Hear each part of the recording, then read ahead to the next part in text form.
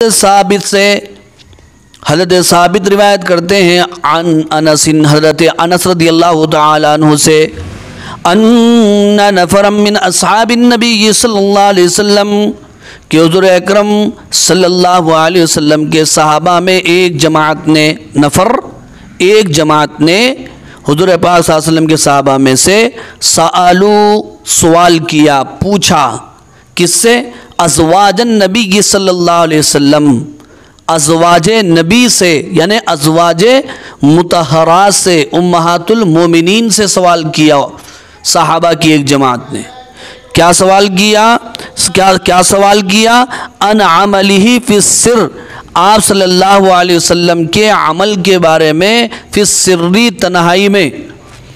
ظاہر بات ہے تنہائی میں اعمال کو جاننے والے گھر والے ہی ہوتے ہیں، دوسرے لوگ کم واقف ہوتے ہیں، اس لیے صحابہ کی ایک جماعت نے امہات المؤمنین سے یہ سوال کیا تھا کہ آپ صلی اللہ علیہ وسلم تنہائی میں کیا عمل کرتے ہیں، اس عمل کو ہمارے سامنے بیان کیجئے تاکہ ہم بھی وہ عمل کیا کریں۔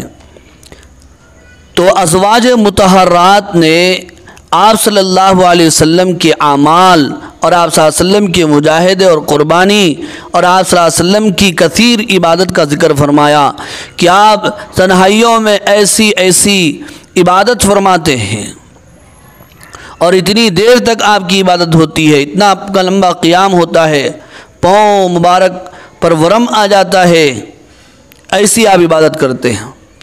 جب صحابہ اکرام رضوان اللہ تعالی علیہم اجمعین نے ازواج مطہرات سے آپ صلی اللہ علیہ وسلم کی عبادت کے بارے میں سنا تو تعجب کرنے لگے اور کہنے لگے کہ آپ معصوم ہو کر، سید الاولین والآخرین ہو کر اور محبوب خدا ہو کر اتنی عبادت کرتے ہیں تو ہم تو گنہگار، خطاکار اور سیاہگار ہیں، ہمیں تو اور عبادت کرنا چاہیے۔ چنانچہ ان میں سے کسی نے کہا کہ میں شادی نہیں کروں گا، صرف اللہ کی عبادت کروں گا۔ ان میں سے کسی نے کہا کہ میں گوشت نہیں کھاؤں گا، بعض احادیث میں ہے کہ میں تو ہمیشہ روزے رکھوں گا۔ ان میں سے کسی نے کہا کہ میں کبھی نہیں سوؤں گا۔ اس طرح انہوں نے عزم مصمم اور پکا ارادہ کیا۔ اس بات کی اطلاع آپ صلی اللہ علیہ وسلم کو ہوئی تو آپ صلی اللہ علیہ وسلم نے کھڑے ہو کر خطبہ دیا اور خطبے میں اپنی امت کو اعتدال کی تعلیم دی اور غلو سے پرہیز کرنے کا حکم فرمایا، اس لیے کہ اسلام اعتدال کا نام ہے، یہ امت وسط ہے، افراط اور تفریط سے یہ شریعت خالی ہے۔ قرآن مجید میں خود کہا گیا امتوں وسطا، اللہ تعالیٰ نے تم کو امت وسط بنایا ہے، شادی بھی کرنا ہے، اولاد کی تربیت بھی ہے، عبادت بھی ہے، روزے بھی رکھنا ہے، کھانا پینا بھی ہے، اور اسی طرح سونا بھی ہے، جاگنا بھی ہے، سونا بھی ہے۔ افراد اور تفریط سے خالی ہے، اسلام میں رہبانیت نہیں ہے، لا رہبانیت فی الاسلام، ورنہ بعض لوگ غلو کرتے ہیں، ایسے ایسے مجاہدے کرتے ہیں الامان والحفیظ کہ بعد میں وہ مجاہدے ان کے لیے نقصان دہ ہوتے ہیں، مضر ہو جاتے ہیں۔ اس لیے حدیث میں کہا گیا کہ تم تھوڑا عمل کرو، اچھا کرو اور ہمیشہ کرو، اس لیے کہ اللہ نہیں تھکتے، تم تھک جاتے ہو، اللہ ثواب دینے سے نہیں تھکتا۔ آپ صلی اللہ علیہ وسلم نے اعتدال کی تعلیم دی۔ فقال بعضهم، تو ان میں بعضوں نے کہا، یعنی آپ صلی اللہ علیہ وسلم کی عبادت کا حال سن کر ان میں سے بعض نے کہا لا اتزوج النساء، میں عورتوں سے نکاح نہیں کروں گا۔ وقال بعضهم، اور ان میں کے بعضوں نے کہا لا آکل اللحم، میں گوشت نہیں کھاؤں گا۔ وقال بعضهم، ان میں کا بعض نے کہا لا انام علی فراش، میں بستر پر کبھی نہیں سوؤں گا۔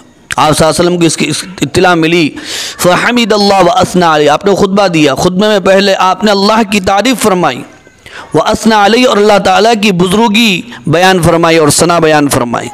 پھر اس کے بعد آپ نے کیا ارشاد فرمایا؟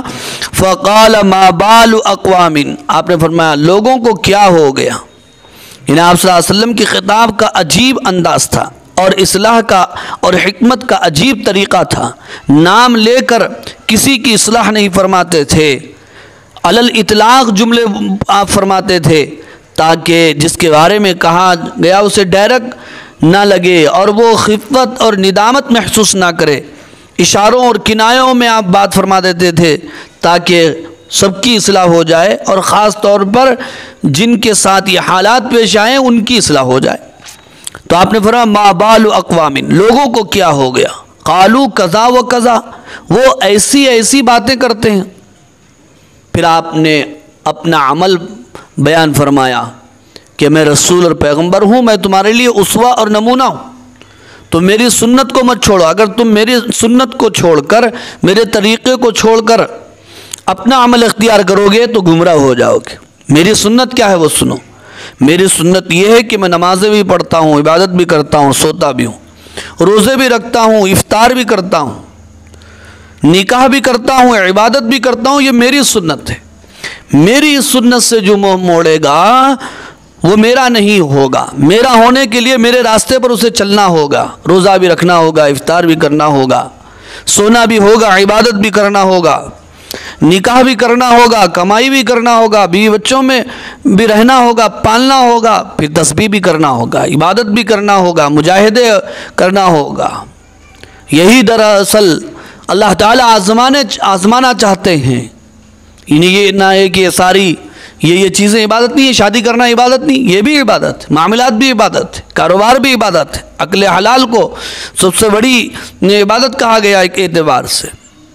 تو آپ نے بیان فرمایا لیکنی اصلی و انام، لیکن میں تو نماز پڑھتا ہوں اور سوتا ہوں، وہ اصوم و افطر، میں روزے بھی رکھتا ہوں۔ یہ افطر ہونا چاہیے، یہاں پر اس کو پیش لگایا گیا ہے باب افعال سے۔